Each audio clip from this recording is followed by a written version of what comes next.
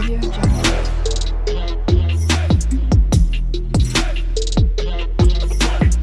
Audio Jungle.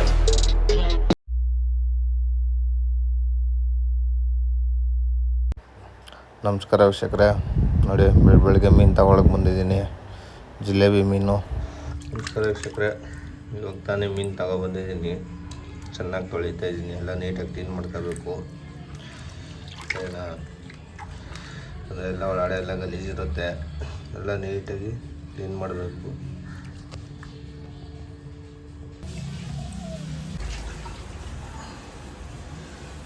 Black ಥರ ಇರೋದು ಎಲ್ಲ ಕ್ಲೀನ್ ಮಾಡ್ಕೋಬೇಕು ನೀಟಾಗಿ. ಈ ಮೀನನ್ನ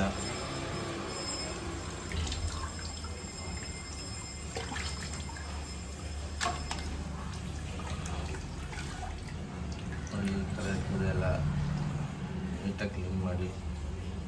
ಈಗ ಬ್ಲ್ಯಾಕ್ ಇರೋದೆಲ್ಲ ಇರಬಾರ್ದು. ಸಾಂಬಾರು ಟೇಸ್ಟ್ ಚೆನ್ನಾಗಿ ಕೊಡಲ್ಲ.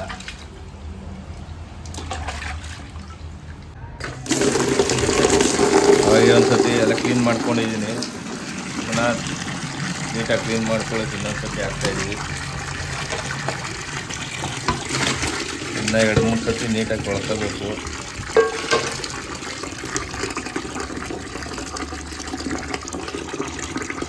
ಆದಷ್ಟು ನೀಟಾಗಿ ಕ್ಲೀನ್ ಮಾಡಿ. ಬಾಡಿ ಬ್ಲ್ಯಾಕ್ ಇರೋದೆಲ್ಲ ನೀಟಾಗಿ ಕ್ಲೀನಾಗಿ ಮಾಡಬೇಕು.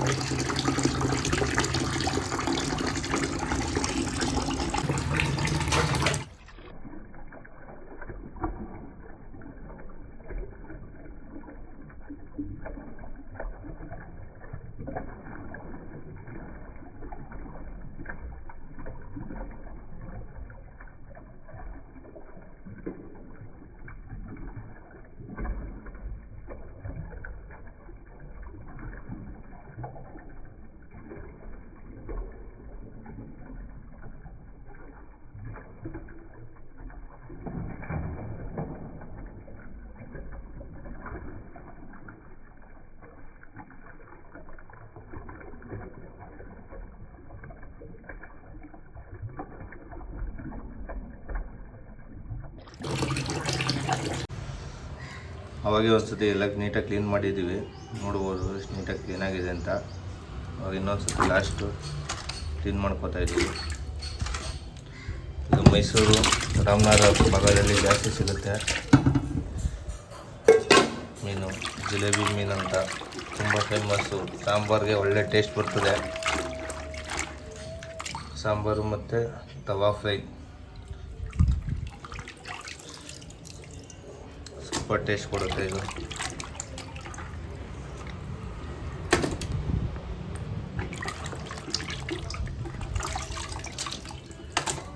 ನಮಸ್ಕಾರ ವೀಕ್ಷಕರೇ, ಎಲ್ಲ ನೀಟಾಗಿ ಕ್ಲೀನ್ ಮಾಡ್ಕೊಂಡ್ಬಂದಿದ್ದೀವಿ. ಇದು ಅದನ್ನ ಉನಿ ಹಾಕಬೇಕು.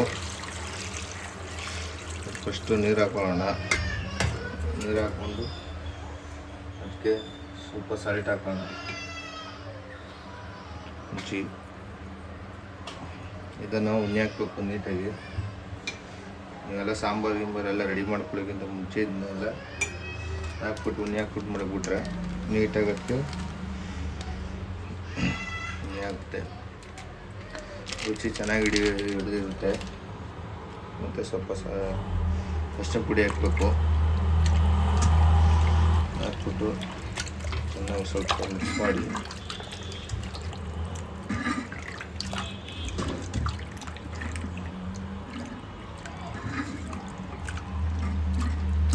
ಅರಿಶಿನ ಪುಡಿ ಹಾಕೋದ್ರಿಂದ ಇದರಲ್ಲಿ ಏನೇ ಥರದ ಬ್ಯಾಕ್ಟೀರಿಯಾಗಳಿದ್ದು ಎಲ್ಲ ಬರ್ನ್ ಆಗುತ್ತೆ. ಸ್ವಲ್ಪ ಮಸಾಲೆ ರೆಡಿ ಮಾಡ್ಕೊಳ್ಳೋಣ ಬನ್ನಿ.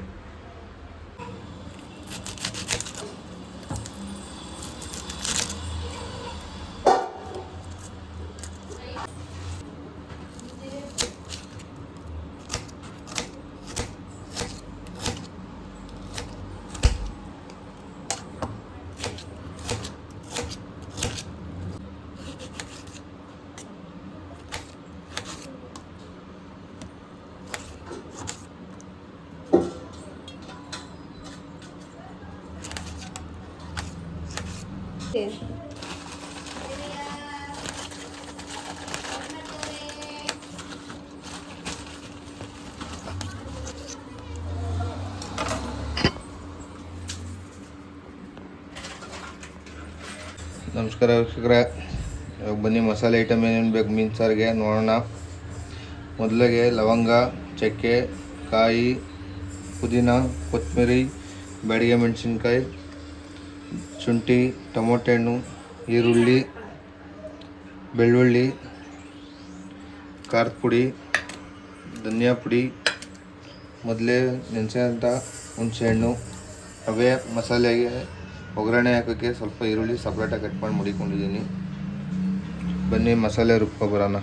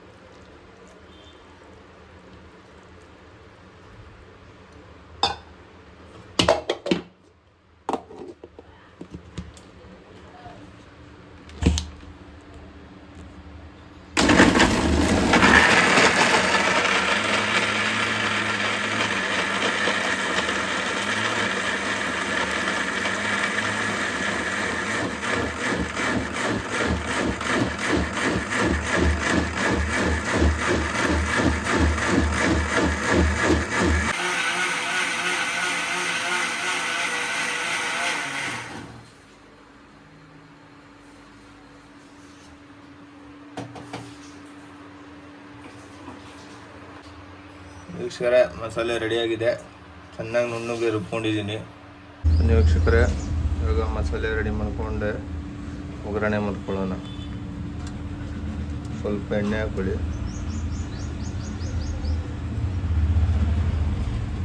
ಎಣ್ಣೆ ಹಾಕೊಂಡ್ಮೇಲೆ ಅವಾಗ ಸ್ವಲ್ಪ ಈರುಳ್ಳಿ ಕಟ್ ಮಾಡಿ ಮಡಿಕೊಂಡಿದ್ದೆ, ಹಾಕ್ತಾಯಿದ್ದೀನಿ. ಇದಕ್ಕೆ ಜಾಸ್ತಿ ಐಟಮ್ ಏನು ತಗೊಳ್ಳಲ್ಲ, ಜಾಸ್ತಿ ಟೈಮಿಂಗ್ಸ್ ಏನು ತಗೊಳ್ಳಲ್ಲ, ಬೇಗ ಆಗುತ್ತೆ.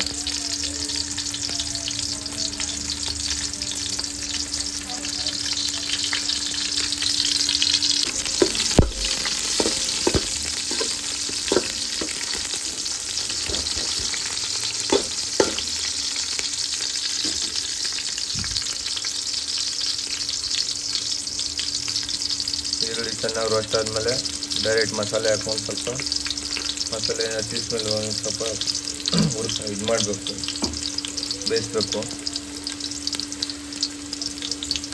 ಆಮೇಲೆ ನೀರು ಹಾಕ್ಕೊಂಡು ಮೀನು ಹಾಕಿ ಮುಚ್ಚಿಡೋದಷ್ಟೇ. ಬೇಗ ಆಗ್ಬಿಡುತ್ತೆ ಇದು ಮೀನು ಸಾಂಬಾರು.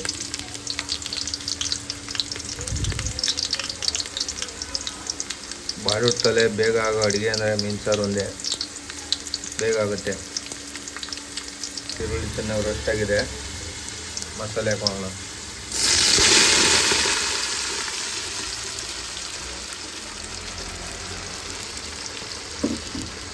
ಮಸಾಲೆನ ಸ್ವಲ್ಪ ಹಸಿ ಸ್ಮೆಲ್ ಹೋಗೋಕ್ಕಂಟ ಬಾಯ್ಲ್ ಮಾಡೋಣ. ಮಸಾಲೆ ಹಸಿ ಸ್ಮೆಲ್ ಹೋಗಬೇಕು, ಅಲ್ಲಿ ತನಕ ಸ್ವಲ್ಪ ಬೇಯಿಸ್ಕೊಳ್ಳೋಣ.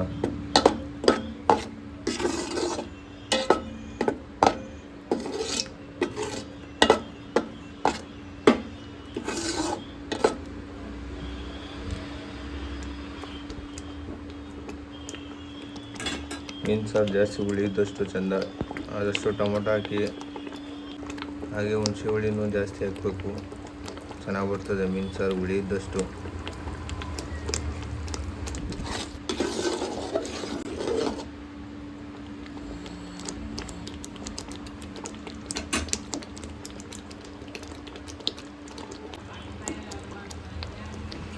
ಐದು ನಿಮಿಷ ಬೇಯಿಸ್ಕೊಂಡಿದ್ದೀವಿ, ಹಸಿ ಸ್ಮೆಲ್ ಹೋಗಿದೆ.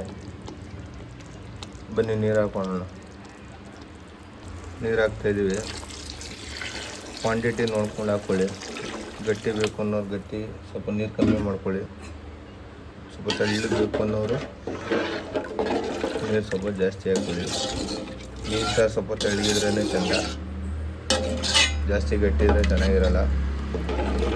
ಯಾವ ಥರ ಬೇಕು ಆ ಥರ ನೀರನ್ನ ಅಷ್ಟು ಕ್ವಾಂಟಿಟಿ ಹಾಕ್ಕೊಳ್ಳಿ. ನೀರೆಲ್ಲ ಹಾಕಿದ್ಮೇಲೆ ಬನ್ನಿ ರುಚಿ ಹಾಕೋಣ. ಇದಕ್ಕೆ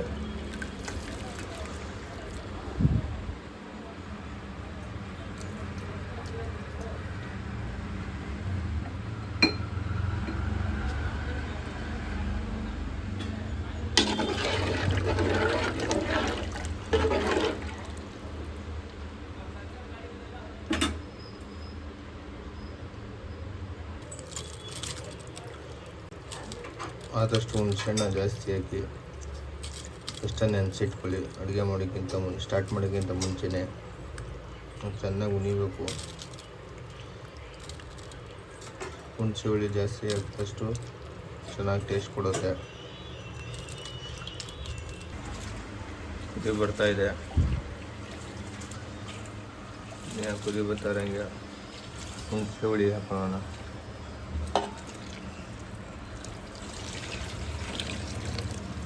ಹುಣಸೆ ಹುಳಿ ಹಾಕಿ ಒಂದು ಕುದಿ ಬಂದರೆ ಮೀನು ಹಾಕೋಬೋದು. ಮೀನು ಸಿಕ್ಕರೆ ಹುಳಿ ಹಾಕಿದ್ಮೇಲೆ ಚೆನ್ನಾಗಿ ಕುದಿ ಬರ್ತಿದೆ. ಅವಾಗೆ ನೆನೆಸಿಟ್ಟ ಮೀನುಗಳನ್ನ ಒಂದೊಂದಾಗಿ ಹೊರಡೆ ಹಾಕೋಣ.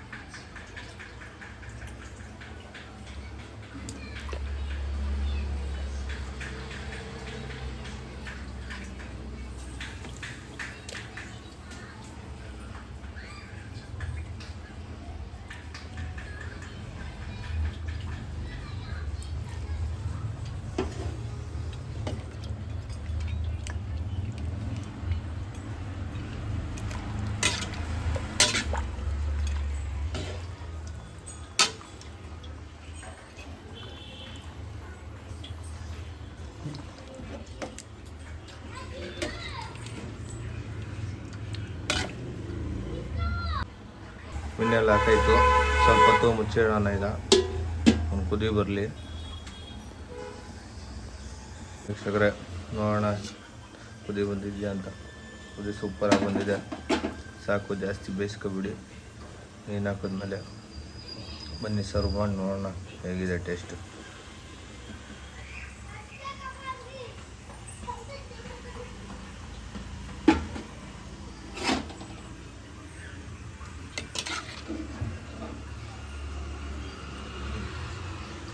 ಚೆನ್ನಾಗಿ ಬಂದಿದೆ.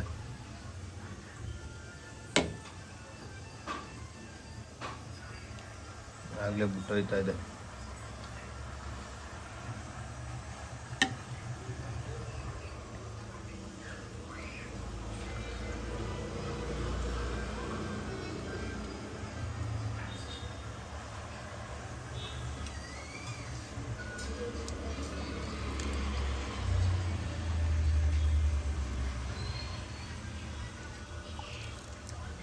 ಈ ಸಾಂಬಾರು ಮೀನು ಸಾರನ್ನ ಯಾವತ್ತು ಮೊದಲು ಮೀನು ಸಾರನ್ನ ಒಂದಿನ ಇವತ್ತು ಮಾಡಿ ಮಾರನೇ ದಿವಸಕ್ಕೆ ತಿಂತಾಯಿದ್ರು.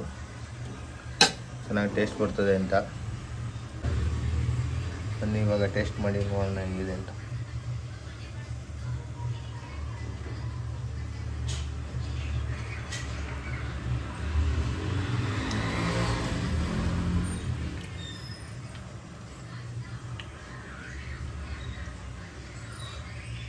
ಚೆನ್ನಾಗಿ ಬಂದಿದೆ. ಸೂಪರಾಗಿದೆ. ಮನೇಲಿ ಮಾಡಿ ತಿನ್ನಿ, ಕಮೆಂಟ್ ಮಾಡಿ ಹೆಂಗಿದೆ ಅಂತ.